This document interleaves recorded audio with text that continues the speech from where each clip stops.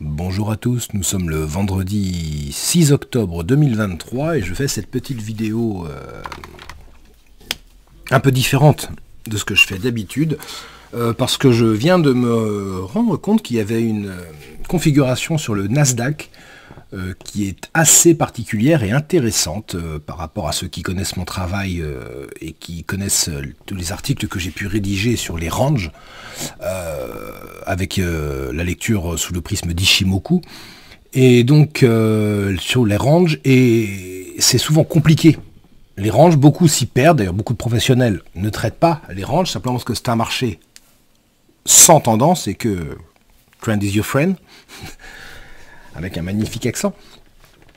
Donc simplement, moi ce que j'aime comprendre, c'est pas pourquoi trader un range, pourquoi il faut pas, mais à quoi il sert ce range, parce que je me suis rendu compte que les ranges avaient différents rôles, différentes utilités, et je suis certainement beaucoup trop pragmatique et cartésien, mais j'ai vraiment cherché à comprendre à quoi ils servaient, quelle était leur place, quelque part dans l'analyse et dans la lecture du marché. Et là, on a une configuration absolument idéale pour illustrer quelque part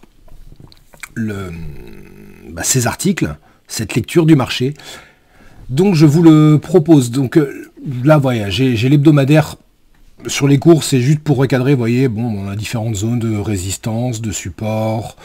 Les prix sont dans une tendance évidemment, pourquoi évidemment, sont dans une tendance haussière, mais on assiste à un retracement avec cassure de Tenkan qui, la Kijun est en dessous, n'a pas été touchée. On peut voir ici qu'il y a un gap qui a été non comblé. Je précise que je suis sur cotation future. Avec un double contact, vous voyez, sur ce gap là, et on voit que la semaine dernière on a eu un joli doji. Cette semaine, on verra ce soir en clôture, mais on se dessine pour avoir également un marteau, mais on est un peu au milieu de nulle part, dans le sens où on n'a pas touché la Kijun et on est en dessous la Tenkan. Enfin bref, c'est pas hyper clair en hebdomadaire, et c'est ce qui compte, parce que justement, quand c'est pas clair sur une unité de temps, en général, ça veut dire qu'on est en range sur les unités de temps inférieures, sur au moins une. Et c'est exactement ce qui se passe à partir du journalier. Vous me passerez quelques approximations qui seront juste liées au fait que je vais illustrer mon propos et mon article sur les ranges, dont je vous mettrai le lien en description de cette vidéo, comme ça vous pourrez avoir le lien, où vous pourrez voir que j'ai rédigé plusieurs articles sur les ranges, certains sur leur utilité, sur leur rôle, d'autres comment les tracer, les ranges pièges, quel range on doit trader, quel range on ne doit pas trader.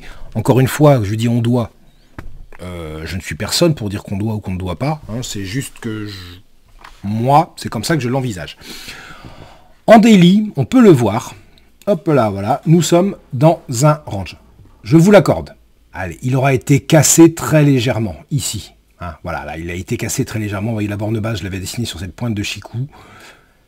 Pour illustrer mon propos, je vais me permettre une petite largesse et je vais retracer la borne du range. Mais c'est vraiment pour illustrer mon propos, parce que je ne suis pas fan de ce genre de choses. Mais toujours est-il, c'est qu'on est dans soit dans un range, soit dans un début de tendance baissière, mais en survente, et on peut bien voir quand même qu'il y a eu des velléités, surtout mercredi dernier, de remonter chercher.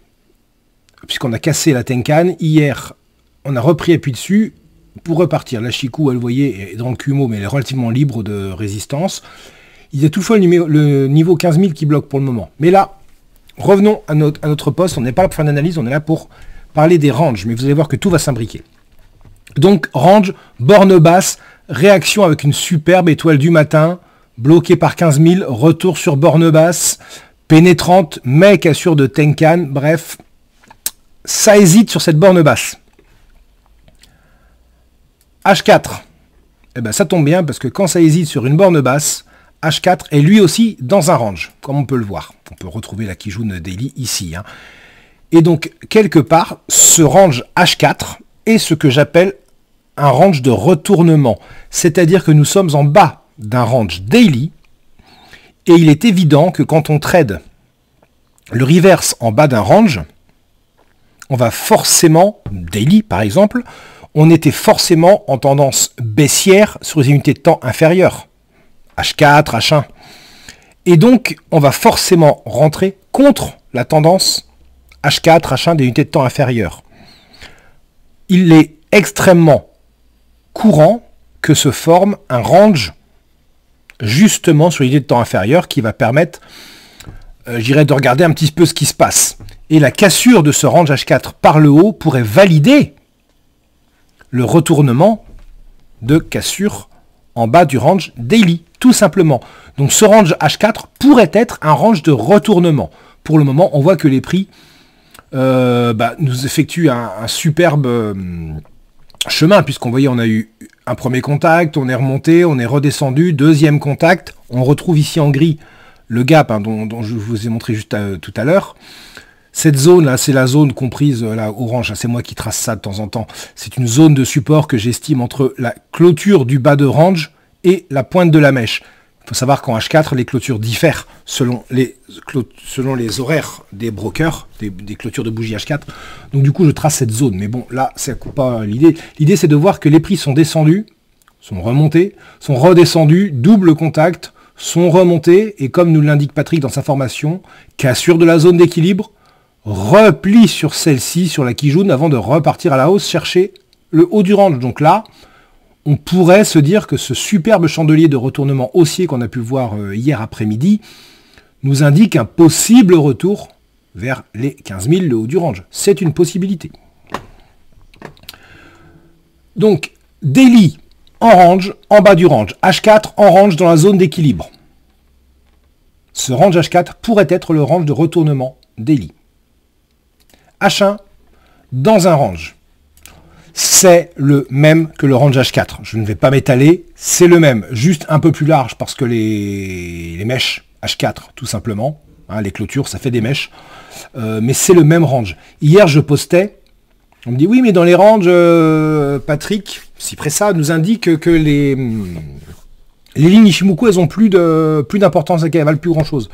Bah, elles valent plus grand-chose, non. Ça veut dire qu'elles sont vouées à casser. C'est deux choses différentes. Hier, je postais sur le Twitter, X maintenant, que on était là, hein, hier, je crois. Hein, oui, hier, voilà, c'est ça, 7h, 8h, je postais, on était là. Je disais que c'était le niveau à casser si on voulait repartir à la hausse. Et bah regardez, le fameux niveau en question, vous voyez, il est bien descendu, il a été retesté dans l'après-midi et pouf, on est reparti à la baisse. Donc, je vais même replacer ma Kijun là. Donc là, on est quand même sur le même chemin que le H4, qui est sur la zone d'équilibre, on revient, on repart, enfin bref, même chose que le H4. Donc ce range H1 a au final le même rôle que le range H4. Mais on est quand même dans cette zone d'équilibre quelque part. Et là, qu'est-ce qu'on voit? On voit que ce niveau H1 a bloqué les prix à 3 reprises différentes et on voit qu'ils sont revenus vers les 14 730. Je vais voir en M15. Et là, regardez, le fameux niveau H1 qui est ici. Oui, qui a bloqué les prix. On a eu un petit range M15 qui a été cassé, sont redescendus, vous voyez, jusqu'à ce niveau. Reparti. Et on est donc dans un grand range M15. Haut, bas, zone d'équilibre, ça tergiverse. On a cassé la Kijun, on reprend appui dessus, mais on a du mal à décoller. Mais on est bien dans l'idée de retour haussier. Même si on est malgré tout juste au-dessus de la zone d'équilibre de ce range M15. Matérialisé, vous voyez, par la Kijun H1. Alors peut-être même qu'en M30, ce serait encore plus clair, mais je ne vais pas vous embêter. Voilà, en M30, il est parfait. En M30, on a un range parfait, parce qu'on a une SSB absolument plate, qui correspond à la Kijun H1. Mais ça fait justement partie de d'autres articles que j'ai pu rédiger. Sur les ranges d'ailleurs. Mais on ne va pas aller sur des unités de temps moins courantes, on va rester sur le M15, où on peut tracer le range. Au final, ça n'a que guère d'importance. Donc M15 en range également. Compliqué. Et on se rend compte que, vous voyez, 730, 934, on voit en H1 que ce range, eh ben c'est ici, là. Donc quelque part, j'ai envie de dire, presque une zone d'équilibre élargie. Et en M15, pardon, je clique à côté, j'ai des gros doigts. En M15, on voit qu'on tergiverse, là, on reste au-dessus de la zone d'équilibre qui est la Kijun H1. On a cassé la Kijun et à l'instant, on vient de faire, regardez, un superbe avalement haussier. Donc là, moi, je dirais que le plan pourrait être. Allez, chut, retour, déjà dans un premier temps pour un intraday. On voit que la Chikou est totalement libre. Après, il y a cette zone, hein, il y a une zone de prix ici qu'il faudra casser. Hein, mais bon, le plan serait celui-ci. En M5, qu'est-ce qu'on voit? Eh bien, on est encore dans un range, borné en bas par la Kijun H1 que vous pouvez voir ici, et en haut à 900. 899, 900, 899, 900. Il est là. Eh bien, je disais qu'il y avait une zone ici qu'il faudrait casser pour être idéalement. Vous voyez, regardez, je vais la matérialiser en rouge, cette zone. Tout se tient quand on sait lire le marché avec Ichimoku, c'est ça qui est génial. Personnellement, je suis plutôt quelqu'un de cartésien et j'aime la cohérence. Vous voyez, je vais faire une zone un petit peu élargie là, qui va comprendre toute cette ancienne zone d'équilibre du range. Et regardez en M5, cette fameuse zone correspond à la borne haute du range M5. Donc, je dirais, si on veut détailler le plan, que les informations qu'on a pu voir sur l'unité de temps supérieure sont plutôt haussières, et que le M5 nous le validerait en cassure du range pour aller retrouver le haut du range H1, et pourquoi pas, après, plus haut. Là, on est en direction du haut du range M5, de cette fameuse zone rouge. La Chikou est totalement libre à l'achat. On a cassé la Tenkan, la Kijun, il n'y a pas de surachat. On vient de, rappelez-vous qu'en M15, on vient de faire, hop là, un avalement haussier au contact, voilà, de la Kijun. Donc on a des signaux haussiers en M5, c'est validé. Moi j'ai envie de dire que là, vous voyez, on est à 14 880. On pourrait acheter pour aller chercher les 14 900 dans un premier temps. On aurait un ratio que de 1 pour 1 à peu près. Donc c'est pas suffisant, il faudrait être un peu plus gourmand et aller chercher le haut du range H1. Mais on peut acheter ici et maintenant, et quand les prix vont arriver en haut du range M5, s'ils y vont, on pourra sécuriser notre stop que nous aurons placé ici, à 960 à peu près, en dessous le dernier plus bas, vous voyez. On aurait donc, en rentrant maintenant, un ratio de 1 pour 1 pour arriver là. On va prendre la règle. Vous voyez, là, on aurait une vingtaine de points. Là, j'aurais une bonne vingtaine de points. Et si j'arrive à aller chercher tout en haut, bah, vous voyez, 50, 60. Donc, j'ai un ratio de 3. Quasiment. Voilà. Donc, en rentrant maintenant, j'achète. Ici et maintenant, en visant le haut du range M5. À ce contact, je sécurise. Et si ça casse, je vais chercher le haut du range H1. Et puis, si ça se retourne, eh ben, soit j'encaisse, soit au pire, je ne pourrai plus perdre ce trade. C'est un plan. Ce qu'il faut donc voir, c'est que, regardez, le daily nous indique des réactions haussières en bas d'un range. Mais on a 15 000 qui bloquent. Mais le daily nous indique quand même ce double bottom en bas d'un range H4. Ce double bottom se traduit, vous voyez, par un range H4. Ça, c'est un autre article que j'avais fait sur la lecture avec le chartisme et Ichimoku, puisqu'on voit qu'au final, la ligne de coup correspond souvent au haut du range et le double bottom à un bas de range, pour un exemple comme celui-ci. Voilà, c'est du chartisme pur et dur. Hein. Donc là, le range H4 est un range d'hésitation en bas d'un range daily qui correspond à un range H1, mais on est quand même dans un mouvement a priori qui veut retourner à la hausse avec ce niveau qui a bien bloqué les prix pour le moment. La grosse différence, c'est qu'hier, la Chikou était dessus. Là, elle n'y est plus. Là, elle doit juste s'affranchir des prix et après, elle sera libre pour monter. Le M15, ben, on le voit bien, en direction du haut avec une zone rouge ici. Je vais supprimer celle-ci, hop là, qui n'a plus rien à faire dans notre analyse. Une zone rouge ici qui est une ancienne zone d'équilibre de range qui correspond elle-même, voilà, au haut du range M15. M5, pardonnez-moi. J'espère que j'ai été clair, que c'est pas trop confus dans votre esprit, mais en fait, on voit parfaitement que le range H4, H1 est un range de retournement en bas d'un range daily.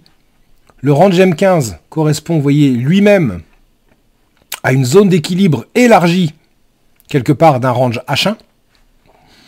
Et le range M5, comme on peut le voir entre la zone rouge et la Kijun, correspond, lui, vous voyez, à une partie haute de ce range M5 qui permettrait justement de reprendre à la hausse ensuite. Donc c'est pas une zone d'équilibre, c'est un range d'hésitation simplement. Voilà, si ce range M5, rappelons-le, il est coincé entre la Kijun et la zone rouge, Kijun H1 et la zone rouge, cède à la baisse, eh bien on aura d'autres supports. La Tenkan, la Kijun H4, on aurait d'autres supports. Mais s'il cède à la hausse, ça valide totalement notre vision haussière pour retourner chercher, vous voyez, ce plan H4 et pourquoi pas les 15 000 par la suite. Allez, on va même le mettre, on va être ambitieux. Pourquoi pas? Voilà, j'espère que j'ai été assez clair, mais je trouve que c'est magnifique. Et là, regardez, en M5, c'est superbe. Les prix n'ont pas validé vraiment la hausse que nous espérions, que nous attendions, que nous surveillions, mais ça a permis à la Kijun et la Tenkan de se rapprocher. La Kijun est complètement au contact des prix, la Tenkan se rapproche, donc peut-être que ceci va nous permettre de pousser quelque part les prix vers le haut. Peut-être pas. Si elle cède, c'est à voir. Mais de toute façon, nous avons un stop qui est à 960, à peu de choses près. Donc, nous sommes sécurisés. Le ratio nous permet de ne pas gagner ce trade. Et même de le perdre. Le plan est là. La lecture est là. Si vous avez des questions, n'hésitez pas, que ce soit en réponse ou sur le forum. Ce sera beaucoup plus simple. Bon courage à vous. Au revoir.